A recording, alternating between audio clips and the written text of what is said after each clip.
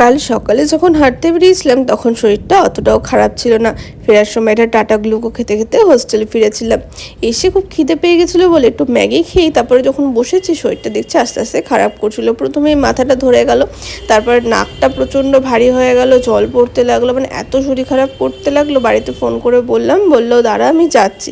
তো বাবা না লিটারালি সঙ্গে সঙ্গে কিছুক্ষণের মধ্যে কল্যাণী চলে আসে। তো তারপর বাবার সাথে ব্যাক করছিলাম। অ্যাকচুয়ালি আজকে আমার ব্যাক করার কোনো প্ল্যানিংই ছিল না। বাবা বললো সামনে পরীক্ষা, তো আগে তুই বাড়ি আয়, ডাক্তার দেখা, শরীরটা ঠিক হোক, নয়তো আবার পরীক্ষার সময় কিছু হলে তখন আরেক কেলেঙ্কারি হবে। তো তারপর চলে এলাম ত্রিবেণীতে। ওখানে বসে বসে ভীষণ গরম করছিল অ্যাকচুয়ালি, মানে বারবার জ্বর আসছে আর জ্বরটা ছাড়ছিল। তারপর ট্রেনে একটা চিপস খেতে খেতে চলে এলাম বাড়িতে।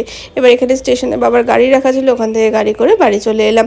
তারপরে বিকেলবেলা বেরিয়েই আগে ফার্স্টে গেছিলাম ডাক্তারের কাছে। তো ফেরার সময় একটুখানি মিষ্টি খেয়েছিলাম। দেখা হচ্ছে তোমাদের সাথে আবার নেক্সট ব্লগে। শরীরটা একদমই ভালো নেই, শরীরটা ভীষণই খারাপ।